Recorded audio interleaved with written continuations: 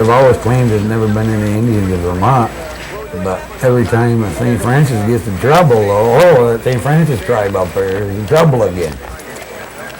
They've normally been here for years. The Indians of Vermont are the St. Francis band of the western Abenakis. The tribe traces its ancestry to a village along the Missisquoi River near present-day Swanton. It's always been Indian territory. We always lived here. And before that, I used to live along the river. But they had a massacre there. We moved back into the woods and then came back out when we thought it was safe. As you see, we look kind of white ourselves, so we can just float right in and nobody even noticed. Homer St. Francis is the Abenaki chief. Elected in September 1987, he also served as the tribe's first modern chief, following the reestablishment of the tribal council in 1972. We've been here 12,000 years before Christ, so that ought to be long enough, I think. And if it isn't, maybe we can dig back a little further. I don't know. Unlike many other Native Americans, Vermont's Abenakis are not federally recognized, and the tribe has no treaty with the United States. After European conquests, some Abenakis fled to the woods along the river and spent nearly 250 years living an aboriginal lifestyle.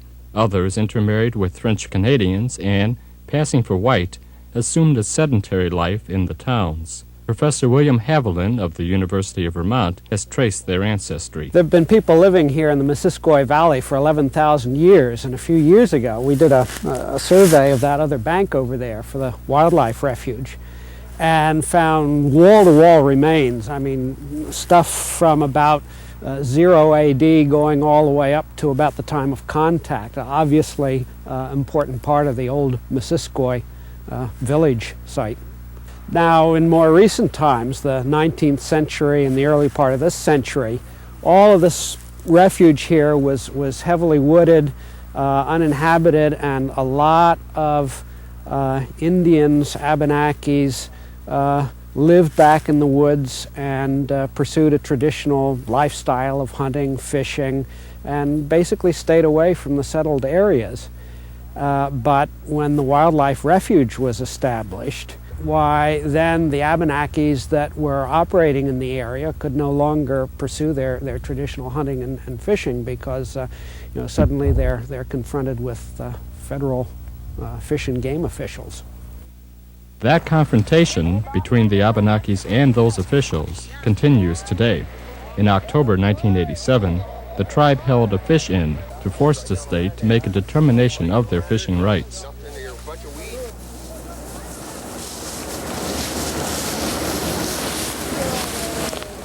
Good afternoon. Hi. How's the fishing? Very good. Not so good? No, we're going to catch fish. Do you have your license with you? No. No? Do you have any identification with you? Yeah. Can I see it, please? Do you have a license at home, or have you purchased one here in 87? No. You haven't purchased one in 1987?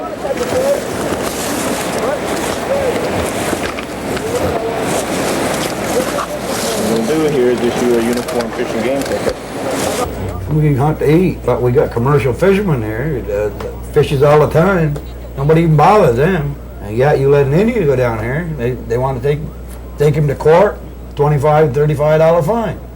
And there he's trying to provide for his family, and here they are trying to lock him up. They don't need licenses.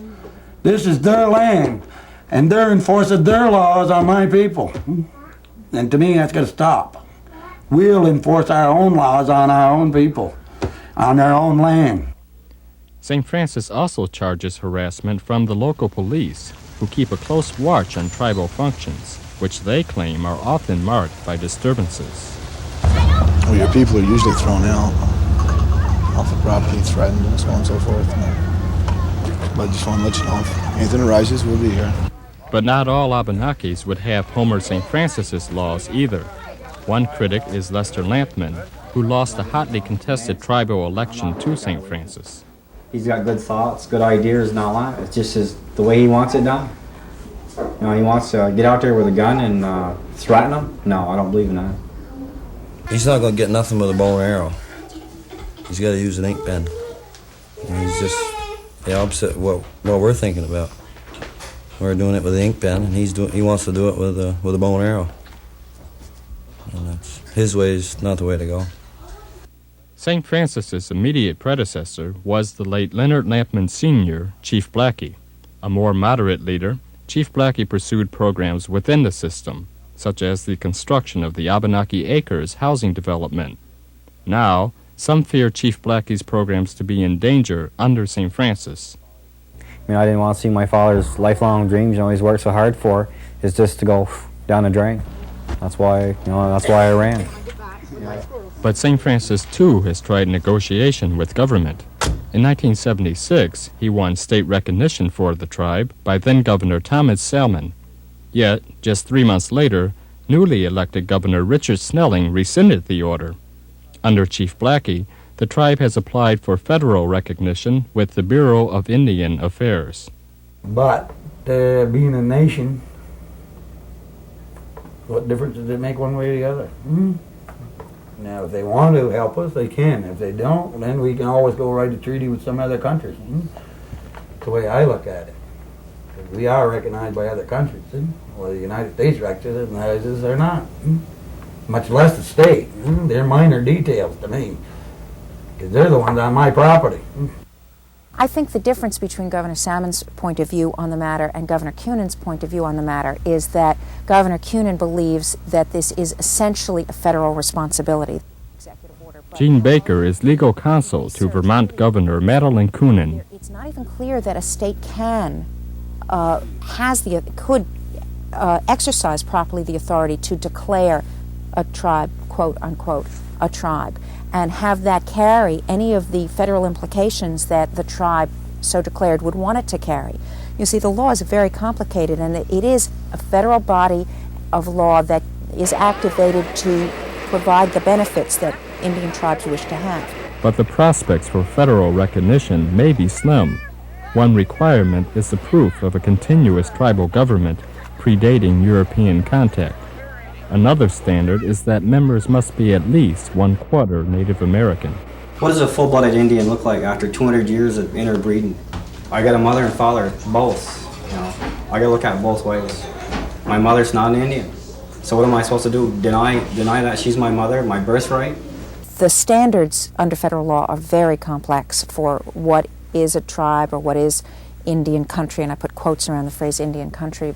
Recently, the state has committed itself to doing and to retaining outside experts and outside counsel, if necessary, to doing a very thorough review of the claim by experts, but not by the Abenakis themselves, so that the state can make kind of an objective evaluation. One result of recognition would be protection of Abenaki sacred sites. Down the road here a little bit, I'll show you where they built the new house and swimming pool on graves. I don't know how they can sleep there at night, but they do. It don't seem to bother them too much. There's a lot of the bones dug up right here. And they built that motel. St. Francis is not alone in his struggles and often receives other Native American visitors from across the continent. Ned Pachin is an Escapi Cree from northern Quebec.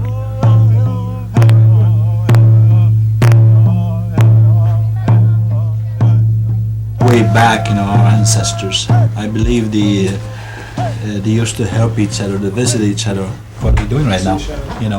We like to know what's this problem, what's he needs, and we want to share the problem to the other country. This has been a long fight for the New England Indians, going back to 1620. And it's taken us this long a period of time to regroup our people after being completely to the point of extinction, almost wiped out in the New England area. This has been going on for 300 years. And we're the guys that brought them in here and fed them so they could establish something here to start with. But what did we get in return? We got murdered, we got diseased, we got our property stolen. Any way of making a living is taken away from us. Schools, prejudice, the whole bit. I don't know how much more a human being can stand without being able to stand up on his 2 hind feet and fight.